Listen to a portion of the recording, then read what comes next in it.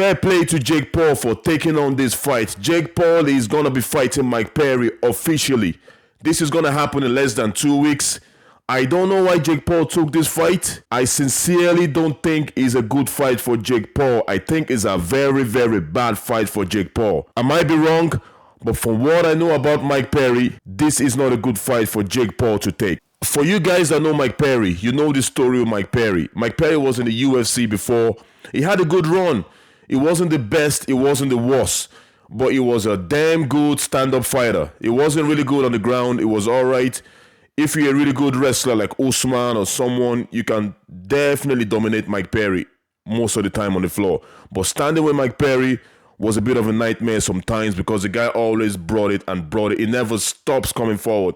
Mike Perry likes to fight. He doesn't really care to get one, to give two, that kind of a fighter.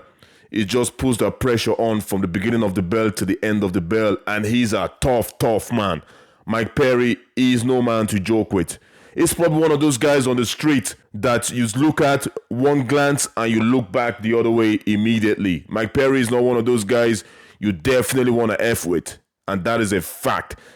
He's a funny guy. He has charisma. He's a tough guy, as I said. He knows how to fight. He's not afraid to fight. In his interviews, he's very entertaining. Mike Perry has everything that you want in a fighter. That is all I can say about the guy. And at the moment, Mike Perry is obviously fighting in the BKFC, the Bare Knuckle FC. He's doing great in Bare Knuckle FC. He's basically a phenom in the Bare Knuckle FC. He's undefeated in the BKFC. He's fought a lot of big guys. He's fought even Luke Rockhold. Luke Rockhold is massive. Mike Perry fought Luke Rockhold and won that fight. Mike Perry is a very, very good stand-up fighter. And he has proved it in the BKFC.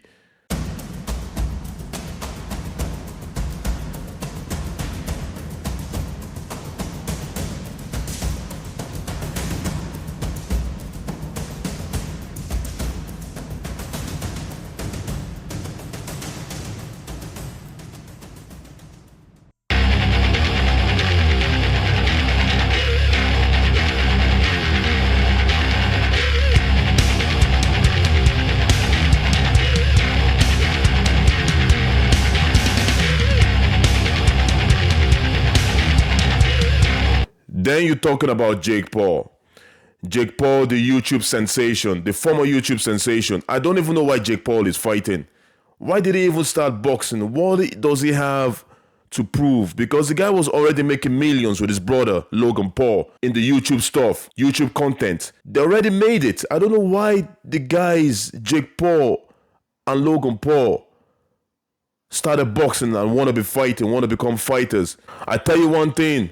If I was making money without having to get my head kicked in or having to get my head boxed in, I will be making money that way. It's a way better, trust me.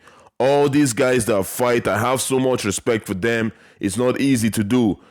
Back to Jake Paul. I don't know why he started fighting. Now he's a boxer, kind of.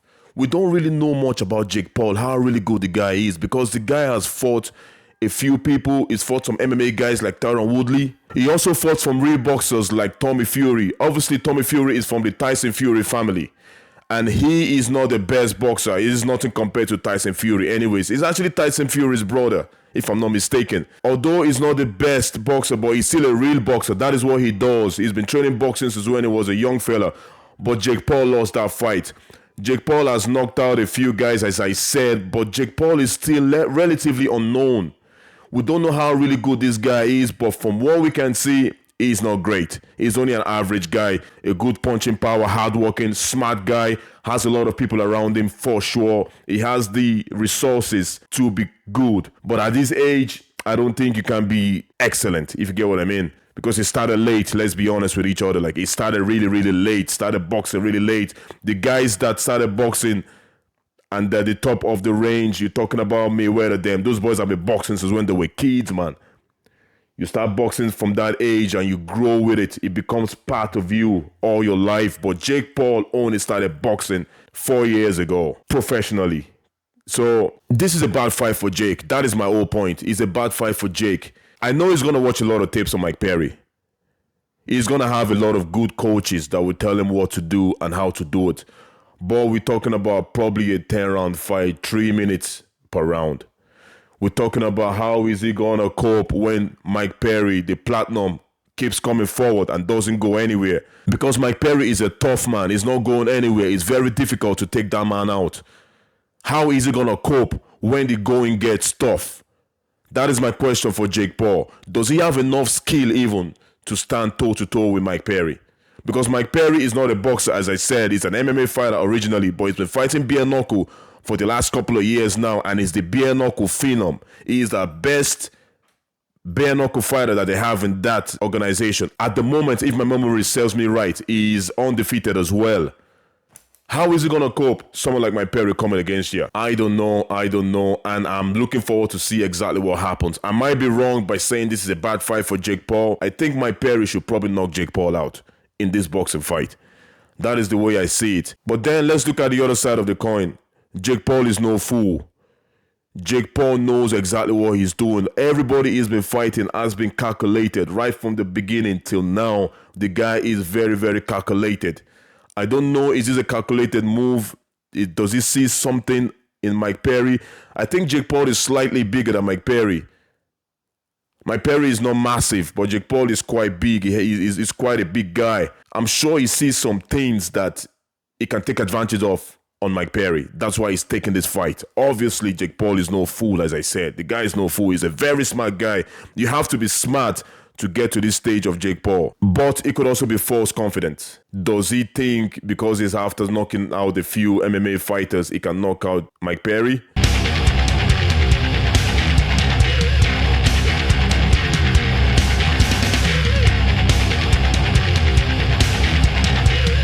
You know those MMA fighters that he's knocked out, those ones are full-time MMA. Mike Perry is a bare knuckle fighter. And the difference between bare knuckle and boxing, I'll tell you the difference now. The major difference is the glove. In a boxing, you have a glove. That glove protects your hand. And also when you hit your opponent, he's able to absorb more punches. But at the same time, boxing can give you more brain damage. Because of the cushy of the glove, you're taking more punches, more absorbing more punches. So in the future, the chances of getting more brain damage in boxing is quite higher than bare knuckle. Because in bare knuckle, you're fighting with your bare knuckle. You can't really throw your maximum punch. You're afraid to break your hand. You might break your hand. People don't tend to throw the maximum punch. You can't, but the gloves helps you to throw your max punch. And also, the guy that you're punching, there's going to be a lot of cut on their faces. The referee, the doctor is highly likely to stop the fight. The chances of a bare knuckle fight going for long is slimmer than a boxing. And also in bare knuckle, it's 2 minutes per round. It's quick. And it's a 5 round. Basically, you take more punches in boxing and less punches in bare knuckle. Can't absorb much on the knuckle to skin. The cut and everything is more sore. That is the basic difference between bare knuckle and boxing. When it comes to like the technique, fighting, throwing strikes, it's still your hands that you're using in bare knuckle and boxing. So Mike Perry definitely has an advantage than other MMA fighters that Jake Paul has fought in the past. That is what I'm trying to say. For example, Tyron Woodley is no boxer. Tyron Woodley was a wrestler in MMA. He knows how to do the overhand right. He's good at that. Once he gets you with that overhand right, you're more than likely going down. But that was all he had when it comes to punching. And then he closes your distance and then takes you onto the floor, wrestles you, tries to ground and pound you. But Mike Perry, even when he was in the UFC, he was always standing, putting pressure forward. And that is exactly what he's going to do to Jake Paul. And now that he's been fighting bare knuckle for the last couple of years, his stand-up game is only better. That is my point. His stand-up game is only better. I don't think this is a good fight for Jake Paul, as I said, but we're going to find out. And this is the interesting thing about fight. You think this person has your number, or people think this person has your number, but when they start fighting, it's a different ball game. Things could change. Someone could be better on the day. Someone could have a better day. Things happen, even build up to the fight. You don't know what's going to happen. On that day, things can happen. So that is why fight is a sweet science. And I can't wait to see this fight in less than 2 weeks. Guys, I hope you enjoyed this. Let me know what you guys think about the Jake Paul-Mike Perry fight. Do you think this is a good fight or a bad fight for Jake Paul? Do you think Jake Paul can win this fight? I don't think so. Give us a thumbs up, subscribe, and I will see you at the next video. Ciao.